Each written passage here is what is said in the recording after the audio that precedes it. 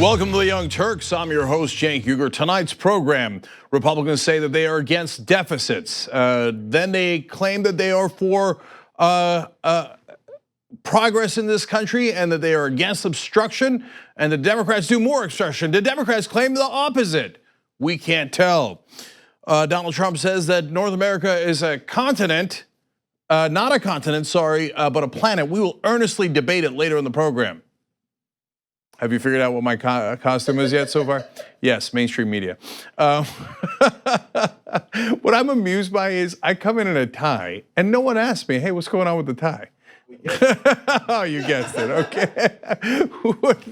I gotta get this thing off of me, man. It's chafing me, it's chafing me. All right, let's see if I do any damage taking it off. All right, it is in fact Halloween. Happy Halloween, everybody. Bad news is I'm going trick-or-treating with my kids, so I won't be in the post game, but John and Brett will do it. And so look forward to that if you remember, tyt.com/join. Okay, how did we do there? Is this okay now? Okay, all right. And by the way, guys, we're going old school, as you can tell today. I'm gonna do the first hour by myself, so you know that means it's actually gonna be an hour and a half. And John, who's coming in the second hour, also knows that. Anyway, and right after Halloween, you know what happens. The season is upon us. So give the gift of TYT. There's a lot of different ways to do that.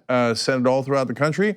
tyt.com/gift is a good way to do that. You can also upgrade your account if you're a member at tyt.com/upgrade. Become a higher level producer and obviously join. tyt.com/yes if you're wondering what that is. That's when you like what we're saying on air and you go yes, and you want to give us a little bit of money to help support the home of progressives. But gifting is a great way to spread the message, the progressive message of the Young Turks in this what is the upcoming holiday season. Okay, so tyt.com/gift, and obviously you can get stuff from our shop too at shop.tyt.com. Okay, now I got an amazing show for you guys, and actually in the second hour when John comes in, he has a story about wealth disparity in this country that is mind-blowing. You have to hear those numbers. You'll be quoting it to all your friends and family because they are stunning. So that's in the second hour. In the second segment, which is the next segment after this one, we're gonna do one of the most amazing stories. This is, like every once in a while, there's a story I'm proud to bring you guys, and it is this one about how Donald Trump used fake news to win the presidency in the first place. It's anatomy of a hit job, do not miss it. That's a little bit later in this program. And so a lot of fantastic news. So let's just get to it because we gotta go. So let's start with my friend Don Lemon, okay? I don't know the guy at all. I don't know why I called him my friend. I like saying that. All right, now we're going over here. Look at this switcheroo, old school. Okay, it's a very mild switchover. All right, here we go. So Don Lemon said something on TV the other day that enraged the right wing. Surprise, surprise. Okay, they're easily triggered. So we're gonna show you what Don Lemon said, and then we're gonna show you that it is true, and then we're gonna try to find a safe space for conservatives who were triggered by it. So let's watch. I keep trying to point out to people not to demonize any one group or any one ethnicity, but we keep thinking that the biggest terror threat is something else. Some people who are marching, towards the border like it's imminent. So we have to stop demonizing people and realize the biggest terror threat in this country is white men, most of them radicalized to the right. And we have to start doing something about them. There is no travel ban on them. There is no ban on, they have the Muslim ban. There is no white guy ban. So what do we do about that? Okay, so that is factually correct, and hence the right wing is losing their mind. See, when they attack other races, they find that to be perfectly normal. When you just simply point out facts about their race, they flip out. Okay, so we're gonna get to their outrage in a second. So first, let me show you the numbers. So is extremism on the rise in the past 15 years? The answer, unfortunately, is yes. As you can see in this graphic, it is significantly on the rise. Oh, look at that. It really takes a big jump around 2015. I wonder who came onto the national stage around then, but that's okay. That's just a sense of where the trend is going. The more important part is, well, is it really right-wing extremists who happen to be white? Or is it the Muslims, the Latinos, the blacks? There's prone to violence, okay? I mean, the scary caravans coming. That is what Don Lemon was talking about, right? So let's go to the numbers from the Anti-Defamation League's Center on Extremism. Over the last decade, 71% of domestic extremist-related killings in the US were linked to right-wing extremists, while Islamic extremists committed 26% of the killings, the report notes. Now, that is far too high a number for Muslim extremists given their percentage of the population.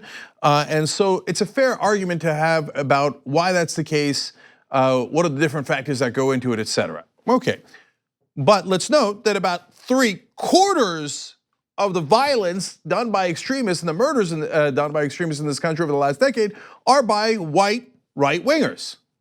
That's a fact. If you want to cry about that fact, that's up to you. Okay, but that is a fact. So now, and by the way, if you want to do a sophisticated look into why that is, do I think it's just because they're white? Not remotely. That would be a preposterous way of looking at it. That would be a right-wing way of looking at it. Oh, it's Muslims. Me say Muslims. Me have courage to say it, right? No, there's a great number of different things that go into a geopolitical, socioeconomic, and is that true of right-wing extremists as well? Of course it is. It's not just because they're white or just because they're right-wing. There are factors that go into those numbers, and we should have an intelligent discourse about that instead of saying, the idea that whites won't be violent, that's crazy, you're racist. Hilarious, okay. Now, how about the left wing though? Left-wing extremists and those who didn't fall into the previous two categories carried out the other 3% of deaths.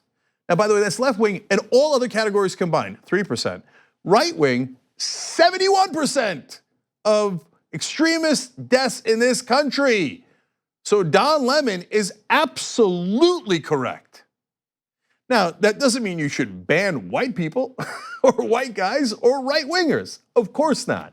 What Don Lemon is pointing out is that you have suggested banning, the right wing has suggested banning Muslims, banning Latinos and immigrants from the country, and that is based on no facts, especially in the case of the immigrants in the caravan that they're talking about.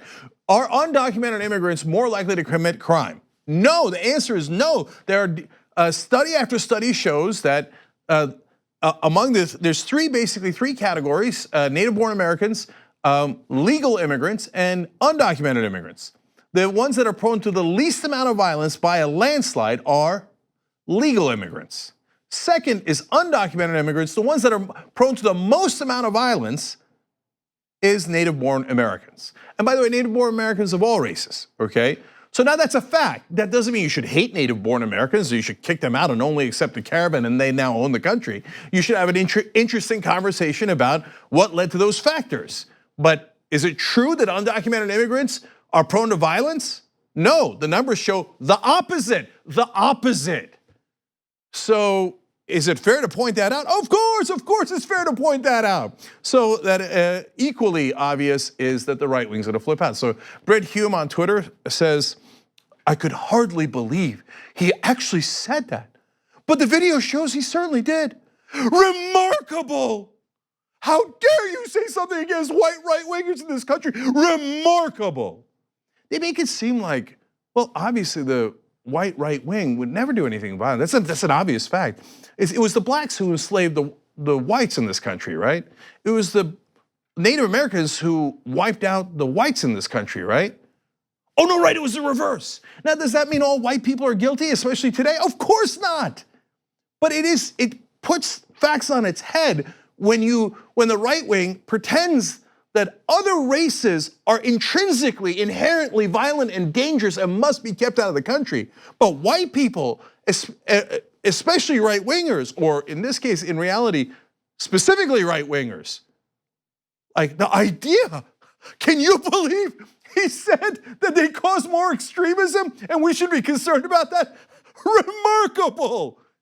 It's only remarkable to you because you come at it from your perspective. Okay, so let me give you more. Jason Howerton says, So quotes Don Lemon saying, so we have to stop demonizing people and realize the biggest terror threat in this country is white men. Don Lemon said this with a straight face. Yeah, because that's how anchors report facts. Okay, and I'm gonna repeat for the 28th time because they're gonna pretend that we say things we didn't say. Is it all white people in the country? Of course not. Only a simpleton, like a conservative, would think that way. In fact, of course, a great number of white people, a huge percentage vote Democrat, are progressive, are wonderful people. But if you're looking at what is causing the violence, extremism, terrorism in this country, it happens to be white right-wingers. Joe Biggs says, so because of my skin color, I'm a terrorist, Don Lemon? No, he didn't say that at all, nor is anyone on the left saying that. They're just saying that the percentage of people who do terrorism in this country are unfortunately much higher in terms of white right-wingers. That happens to be a fact. It doesn't mean all white people are guilty. Only an idiot would think that. Someone like you who says, oh, well, the Latinos, the immigrants, they're the one causing all the crime. When, by the way, not only is that based on race, but it's also wrong. So it's a double whammy. They're projecting the things that they do onto Don Lemon and others. Todd Starn says, again, quotes Don Lemon, you saw it, and he says, is that unadulterated racism or bigotry? No, once again, no, it is not. And I love it, they can't wait to be the victims. So the minute that anyone uses their race in a sentence, they're like, oh, you're racism, they say something about white people, it's a racism. I finally get to say racism. I finally get to say it and be the victim, right? But you say stuff about Latinos, blacks, Muslims, nonstop. But you think, well, they had it coming. They're Latinos. I mean, Trump, and you applauded him and you voted for him and you defend him today. He called Latino immigrants criminals and rapists. You talk about how the Muslim religion is inherently violent all the time. That's actually not true. Of course, you've never read the Quran, etc. It has violent parts, it has peaceful parts, but again, that's a sophisticated conversation they don't want to have. You said immigrants were prone to violence. You said people that are not of our culture are more prone to violence. It was all lies. It was all based on race. And now when someone points out a fact, all of a sudden, you're shocked and chagrined and look for a safe space. Well, sorry, there isn't one, and your point of view is preposterous. So, unfortunately, though, these right-wingers are in charge of the government. So last thing on this is the effects of this. And it's real because Trump is in the White House. So a report from the Daily Beast about a recent Department of Homeland Security meeting.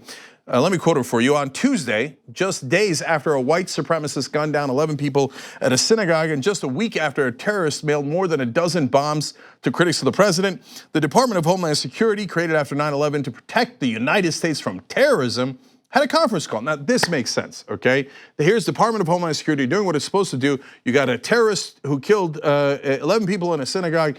You've got a terrorist who sent over a dozen bombs. Let's find out what the topic was. The topic, quote, a group of Central American migrants slowly wending their way through Mexico in hopes of seeking asylum in the United States. Some participants were flummoxed in the face of the most lethal anti-Semitic terror attack in American history. Was the Department of Homeland Security really focused exclusively on migrants? And the answer was yes. Those reporters talked to 9 different officials and former officials. And they said yes, they got together. They didn't talk about terrorism at all. Why? Right-wingers did it. So they're not gonna protect you. They're not gonna look at the facts. They're not gonna actually take action to do what their mission is, because they have politicized the Department of Homeland Security and the whole government apparatus. It is not meant to protect you, it is meant to protect their ideology while they pretend to be the victims. They're real victims. And they're buried in Pennsylvania today. And the Department of Homeland Security, because of these right-wingers and their sensitivities, refuse to look into it. They have a call, and all they talk about is the caravan. They're not even in the country. So this is the monsters on the right pretending to be victims, when in reality, they do nothing about the real extremism in this country that is predominantly factually, obviously driven by the extreme right wing. Okay, I'm clear. We're moving on. Now, speaking of the extreme right wing, we go to Steve King. He's in the news again. Okay. So, Steve King can't stop getting himself in trouble, but he doesn't think he's in trouble. He thinks, isn't everybody a white supremacist? So now if you think, hey, white supremacist, this guy's a member of Congress. That seems a little heavy. Are you sure about that, Cenk? Yeah, I'm positive. So, and I can prove it to you. So he recently met with members of a far-right Austrian group with links to the Nazi Party. So that happened. Now, meeting with them in the first place is deeply problematic. But for the first time, Steve King was perhaps accidentally right. And he said if they were in America pushing the platform that they push, they would be Republicans. Well, that is certainly true. That party is very right-wing, and the right wing in this country are Republicans, and they have elected officials representing them in the United States Congress like Steve King. So, yes, indeed, if the Nazi-linked party came here, they would be Republicans. For the first time, I agree with Steve King. Steve Stivers, who is representing the Republicans in the House in the election season, did not like that comment. I don't know his personal opinions. He's in the Republican Party, so I imagine they're not great, but he at least recognizes not a good way to win elections. Now, Steve King might think, hey, the whole country is racist like me, right? That's how, I don't know, that's how Republicans have been winning elections for decades. We did the Southern strategy.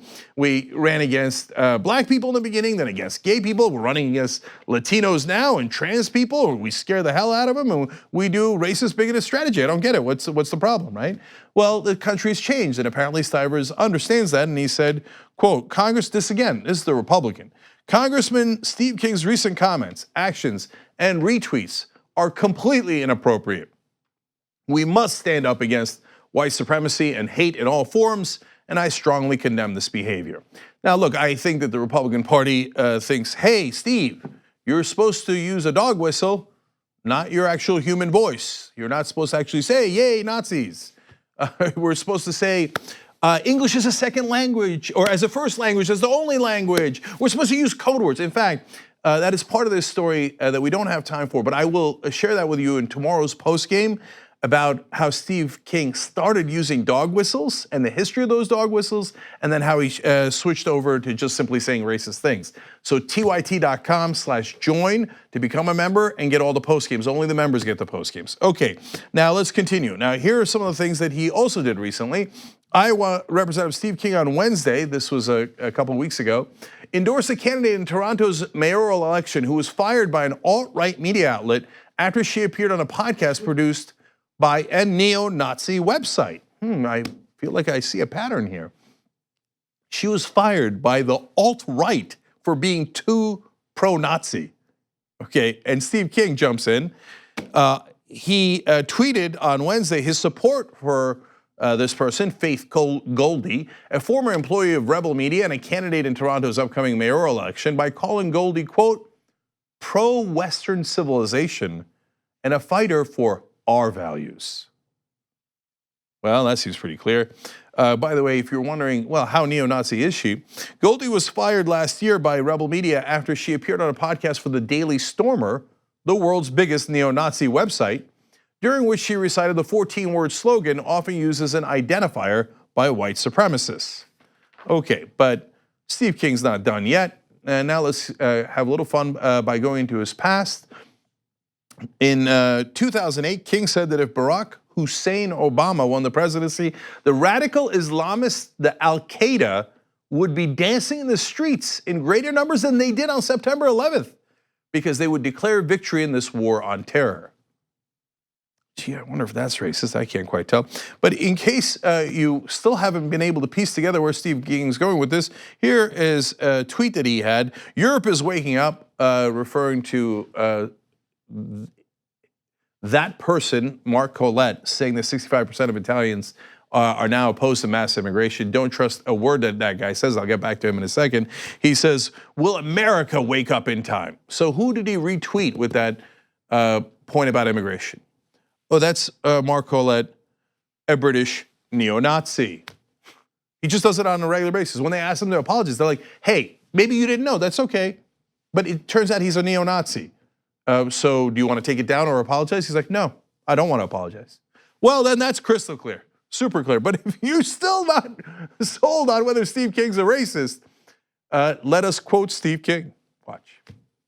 To the German people and to any population of people that is a declining population that isn't willing to have enough babies to reproduce themselves.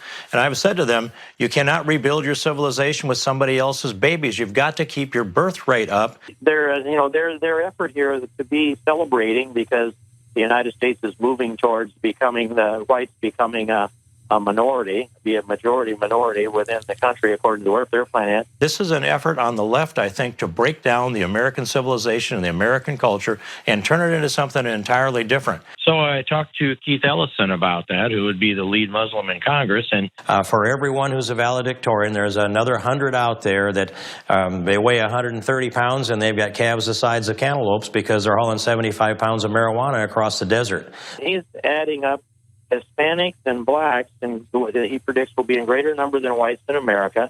I will predict the Hispanics and the blacks will be fighting each other before that happens. A Muslim American, an Italian American, a Christian American, a Jewish American, you do realize that they are all equal, right? They are all the same thing. We don't need babies from one of those groups more than we need them from other groups. Do you agree with that? Well, I would say that it Why depends do on you pause on a question like that, Congressman? Well, we know exactly why he pauses. And that was in regards to a tweet he sent out about how we can't, continue our culture with other people's babies. Which other people? Right? And of course he means we got to keep America white. And that's why he paused. He wouldn't even say Jewish Americans, Muslim Americans are the same as Christian Americans. Of course he's not gonna say that because he's a racist. And then when you call Steve King a racist based on all the things, overwhelming evidence that you just saw, they're like, oh my God, you guys love, you love to get offended. Just because he thinks you're other people and you don't belong in this country and he likes neo-Nazis. Now all of a sudden you're offended by Nazis. Yeah, that's right, we are. You should read a little bit of history and figure out what they did. Now I've got great news for you. It turns out, now he's been winning elections all this time in his part of Iowa, right? A poll released Tuesday showed his lead over Democratic challenger J.D. Scholten was down to 1 percentage point. Oh, that would be awesome. If on election night, which of course we'll cover here, TYT.com/live, we'll be on for 12 straight hours, don't miss it. If I can announce to you guys that Steve King's career is over, and J.D. Scholten has sent him to the bullpen. It's not really where you send people, but still, sent him out of the stadium, okay? Relieved him of duty. That would be phenomenal. By the way, you can make that happen. Here's J.D. Scholten's links, ScholtenForIowa.com. You could donate, you could volunteer. There's about 5 days left before the election. We'll put the links down below if you're watching this later on YouTube or Facebook. Get involved and make sure that we send this racist Steve King packing and out of Congress and out of our lives for good. And even the Republicans now recognize, the guy's a monster. And so he's a monster in their midst. And if he wins, he goes back into Congress. And he affects national policy. Get him out, get him out, get him out. Okay, I'm clear on that, so we're gonna move forward. Speaking of right-wing extremists, we're not done yet, okay. Interesting development in a case of terrorism. It was 3 guys who tried to blow up a building full of Muslim immigrants in the middle of the country, and they were convicted of just the offense of weapon of mass destruction. They were trying to use a weapon of mass destruction. So this is as severe a terrorist case as we've had in recent memory in America. Luckily, the FBI caught them. That's why I've been giving the FBI a lot of credit recently, because they have been going around catching these terrorists, no matter which part of the political spectrum they're from, and largely they're from the right wing, obviously, and they are in this case. And so, but now their attorneys have a very unique defense in the sentencing portion of the trial. So let me go to HuffPost to tell you about that. Attorneys for President Donald Trump's supporter who was convicted in a domestic terrorism plot aimed at slaughtering Muslim refugees asked the federal judge to factor in the backdrop of Trump's campaign rhetoric when deciding their client's sentence. So this is apparently dealing the Trump card. And is it preposterous to say he should receive a lesser sentence because Donald Trump egged him on? Well, let's hear them out and let's decide whether that is crazy or not crazy. Patrick Stein was one of the 3 right-wing militiamen found guilty in April of a conspiracy to kill Muslim refugees living in rural Kansas. So here's a picture of Patrick Stein, and he is known as, or at least he referred to himself as, the Orkin Man. Why? Because he thought Muslims were cockroaches and need to be exterminated. Okay? The men allegedly referred to Muslims as cockroaches and said that the only good Muslim is a dead Muslim, because they were worried that Muslims are terrorists. Note the irony of these terrorists who plan to blow up innocent people because they didn't consider them to be human beings but cockroaches that need to be exterminated, saying Muslims only understand violence. Muslims are the terrorists. Okay, the irony of that is, of course, record-breaking. But was he really a fan of Trump? Now this was before the election, and it was just as the election season was heating up. According to his own lawyer, he was an early and avid Trump supporter. Okay, not only that, they took politics into consideration as to when they were going to do the bombing. The plot was supposed to take place after the election, as the group didn't want their attack to boost Hillary Clinton's presidential campaign. So they knew exactly what they were doing. They wanted to support Donald Trump, and they wanted to make sure that Hillary Clinton didn't win, and that is why, luckily, they delayed their plot, and then the FBI, with their informant, caught them. Now we're going to go to James Pratt and Michael Schultz. That's this particular gentleman's attorney, and here's what they had to say in what they filed. They said 2016 was lit. The court cannot ignore the circumstances of one of the most rhetorically mold-breaking, violent, awful, hateful, and contentious presidential elections in modern history, driven in large measure by the rhetorical China shop bull who is now our president. In other words, Trump kept saying violent things, which egged on some of his early and avid supporters to do violent things. So we're going to get into his history in a little bit, Patrick Stein's, and you're going to see why they're making that case. He said they continue to say Trump's brand of rough and tumble verbal pummeling heightened the rhetorical stakes for people of all political persuasions. A person normally at a 3 on a scale of a political talk might have found themselves at a 7 during the election. A person like Patrick, who would often be at a 7 during a normal day, might go to an 11. See Spinal Tap. That climate should be taken into account when evaluating the rhetoric that formed the basis of the government's case. Now, I'm not sure you should be quoting Spinal Tap in a case this serious, where he could get a life sentence, but the point is made, which is that Patrick Stein was already an unstable guy, but egged on by the rhetoric of Donald Trump, he became even more unstable and more willing to take action, physical action, violent action, to carry out his ideology, one that he thought was shared by the president. And then, of course, at the time, Donald Trump was all over television saying we have to ban all Muslims from this country because they are a great danger. So, but it wasn't just Trump. Here's another portion of his defense.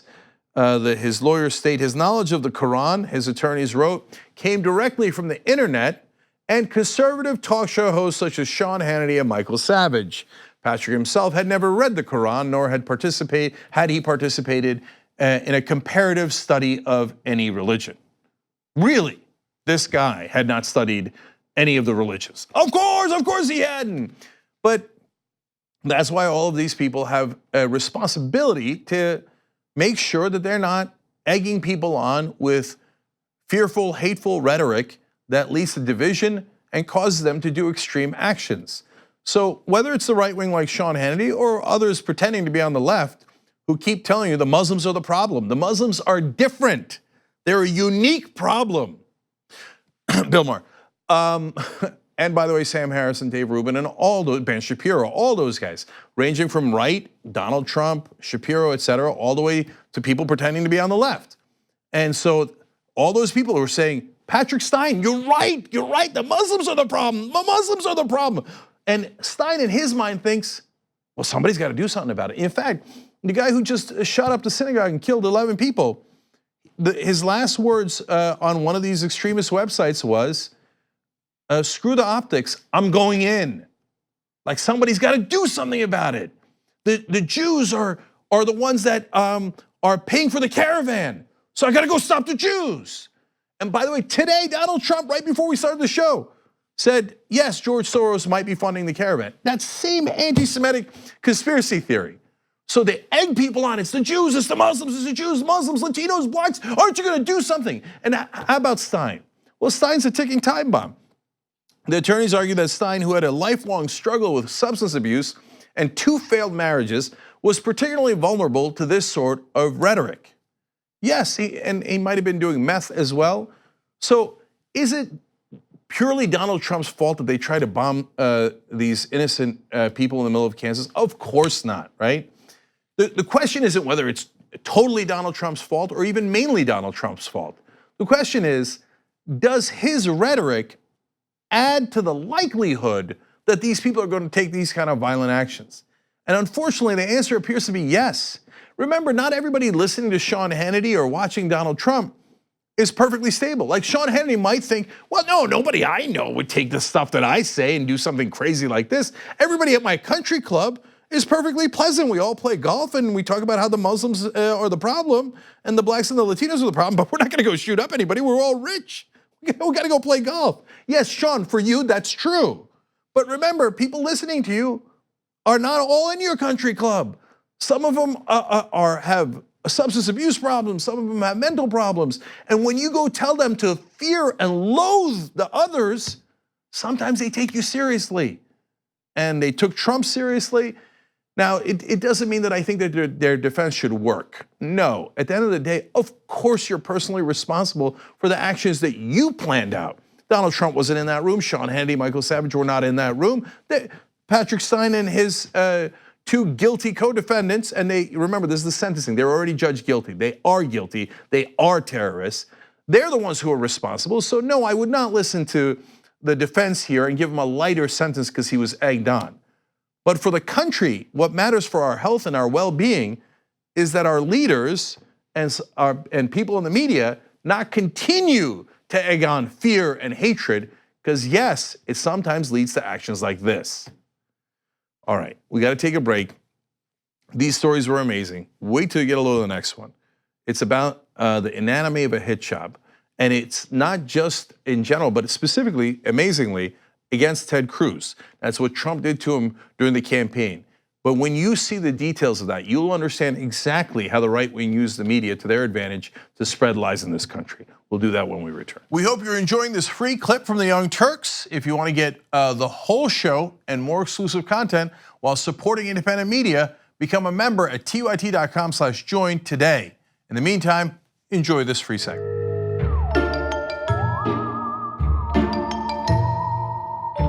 All right, back on the Young Turks. Let me read some members' comments first. Gabby Marita says, Don Lemon is a person of color on a TV channel that isn't Fox News. He triggers the right wing before he even opens his mouth. That's true, and he also happens to be gay. So they're like a gay black man on CNN. God, the right wing is so triggered, there's no coming back. And then he says that, they're like, oh, okay. Sartorial Narwhal says, what must it be like to be unable to parse simple facts like 75% of domestic acts of terror are committed by whites? These people must have difficulty with redfish, bluefish. And Brent says, if my father has proven anything, it's that facts have stopped mattering in any way, shape, or form to the right wing. He still considers Nancy Pelosi an extreme liberal, even when I pulled up her voting record online and went through with him. Yeah, they just don't care. And Cabbage on Twitter says, and right-wingers are encouraged to buy guns as if their rhetoric wasn't toxic enough. And P. McEnroe says, the problem isn't whiteness, the problem is extremists on the right are far more likely to turn violent than those on the left. That is 100% right. Of course, it doesn't have anything to do with being white. That would be irrational. It has to do with where they are in the political spectrum and their ideology. In this case, unfortunately, the right wing leads to more extremism in this particular country. Last one's from YouTube Super Chat. Hugh Edwards says, it wasn't blacks that killed off Native Americans. Correct. Okay, but just saying that will likely trigger right wingers. What do you mean? Are you saying that the white people ever did anything violent? Absurd. Okay, guys, the Donald Trump, Ted Cruz story about how they did a hit job on him and they used the mainstream media. We're gonna have to do that in the next segment because some of the graphics weren't ready. Don't worry, we'll do it right after this. But now I got one other story for you guys broken by us, which I think is fantastic. Let's go over here. Okay. Now, Rick Scott currently is running for Senate in Florida. He used to be the governor of Florida. And he also was the CEO of the company that committed the largest Medicare fraud in American history at the time. So fairly well known in the past to be a crook. So this story might not surprise you. So this is a story broken by TYT Investigates. And it is a story, they simply lay out the facts. I will fill in my analysis of it, and it'll be fairly clear to all of you guys as you see these facts. Now at the time, back in 2016, he was running a pro-Trump super PAC. But at the time, he's also the governor of Florida. So that could lead to a conflict of interest, and it turns out it did. So Matthew Cunningham Cook wrote this in conjunction with The Intercept, and he explains, a Florida state agency invested $200 million with a massive Wall Street private equity firm 1 week after the firm's CEO donated to a super PAC run by Florida Governor Rick Scott, TYT has learned. Okay, so I'm gonna break it down for you guys and show you the flow chart in a second. But the Wall Street equity firm somehow gets $200 million from the state of Florida, run by Rick Scott, after they gave to a super PAC run by Rick Scott. Things that make you go, The transactions came in run up to the 2016 presidential election. Scott, a Republican, ran the pro-Trump super PAC at the same time. He served as trustee of the Florida agency, the State Board of Administration. The SBA manages the state's investments, about 80% of which are for the state pension funds, 1 million members and retirees. Now, that is a very important responsibility because that's your retirement money that he's playing with. So I'm gonna show you at the end how they did, because they're supposed to invest your money and get you a good return. If this isn't about corruption, well, it probably got you a fantastic return. We'll find out, because this is your retirement money in Florida, okay, that he's using for his own political purposes. So here's the flow chart. On September 26th of 2016, Steven Feinberg, who is the CEO of Cerberus, gives $500,000 to Rick Scott's super PAC. Now, the Supreme Court and the right wing would say, oh no, he just spoke to Rick Scott. No, he didn't speak to him. He gave him $500,000. It's not speech, it's money. And it's not for his health, it's for a bribe. It's a legal bribe in this country, which is what makes our system insane and the most corrupt in the world, because we legalize bribery. That's $500,000, $500,000 that Feinberg personally gave to Rick Scott's super PAC. Okay, well, it's not a bribe if he didn't get anything in return, so let's find out if he did. Rick Scott's SBA, that's the administration that he's running for Florida, playing with your pensions, then gives $200 million to Feinberg's firm, Cerberus. So Feinberg gives $500,000, he gets $200 million in return. Now, they don't get the whole $200 million. That's for them to invest, and then they're gonna make a lot of money off that investment. I'm gonna tell you how much in a second. But that's on October 3rd. So the money went one way, and then it came back around. Okay, well, they're not gonna be so crass as to complete the bribe afterwards, are they? Yes, they are. On November 3rd, Feinberg then gives another $975,000 to Rick Scott's super PAC. He's like, well, I'm giving you this $500,000. We have an understanding, right? Yeah, sure. Oh, I'm not promising you anything. Oh, here's $200 million for you to play around with and make money off of. Yes, our understanding was correct. Here's another basically $1 million for your super PAC. Make sure Trump wins so we can fill up the swamp with this kind of corruption. And he did, and they have. So, spokesperson for the SBA in Florida says any suggestion of a link between individual contributions made and SBA investment decisions would be patently false.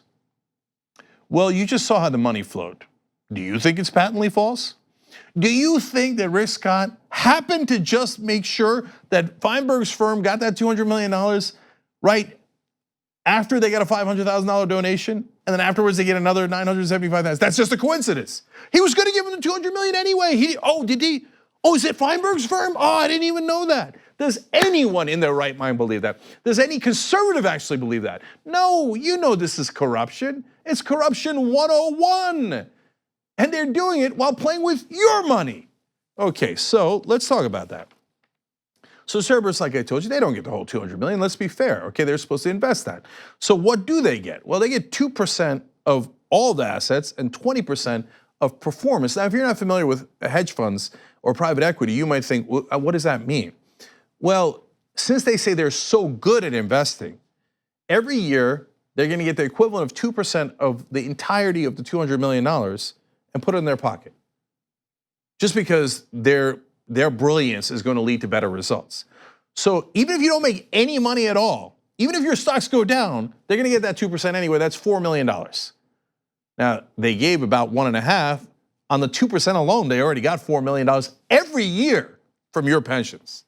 And then they get 20% of however much your money went up. So they get 20% of the proceeds plus 2% of the overall pot. Now that's a lot of money. That's a ton of money, okay? Now, that is how much they charge. Well, what if the state of Florida just took the pensions and put it into an index fund? Index fund is basically just goes with the market, goes up and down with the market, but largely it's been going up. Well, does that have equally onerous charges? No, quite the opposite. An index fund charges you just 0.05%. Not 2%, not 1%, not 0.2%, 0.05%, and there's no 20% either. So that is way, way, way lower than what Cerberus charges. But in fact, the Cerberus fee is 10,000% higher than the index fund. They charge 10,000% more. Well, for 10,000% more, you better get amazing performance. Oh, well, look, I have good news for you, Florida. Cerberus's performance, actually, they did make money. 7.7% annualized rate of return from October 2016 when they had the money to March of 2018 when this analysis was done. So not bad, at least your money went up 7.7%. Maybe it was worth it, maybe it wasn't corruption. Well, wait, we do have to do one other thing. How did the index fund perform at the same time? The one that cost much, much less. Oh, wow. It performed at a 20.1% annualized rate. So if the state of Florida had just paid 0.05% and put it into an index fund, it would have made 3 times as much money. It would have tripled the amount of return that you would get if you had a pension with the state of Florida. They robbed you of that money. On top of that, they robbed you of the money that they are giving in those outrageous fees to Cerberus. Why? Because the CEO of the company gave a bribe to Rick Scott and Donald Trump. And that's how politics is played in America. So from time to time, we wag our finger at other countries for their corruption. Well, at least it's not systemic and institutionalized like this. This is what money in politics does. It allows for open bribery because all of it is now legal because of Citizens United and other Supreme Court decisions. You only have one choice. You have got to get the money out. If you don't, they're going to keep on robbing you blind day after day after day with criminals like Rick Scott. Now, because in America, corporations are on everything, even though he committed the largest Medicare fraud in American history, he didn't go to jail. His company is not an actual person, despite what the Supreme Court says, so they didn't go to jail. They paid a fine smaller than the amount that they robbed of the American people in that case. And Rick Scott went on to become governor, and then he went on to give away your pension fund to his friends who gave to his PACs. wolf-pack.com/join. Wolfpack is going to get an amendment, and we're going to get money out of politics. A progressive wave is coming. If we don't use it to get money out of politics, then we've accomplished nothing, because they'll just bring the stuff back and they'll continue the corruption. You have got to end the corruption at its root. And the root is money in politics. It is private financing of elections. If you do private financing of elections, people like Rick Scott will serve private interests who have given them money. You do public financing of elections, and they might, just might, represent us, the public. Go join Wolfpack today.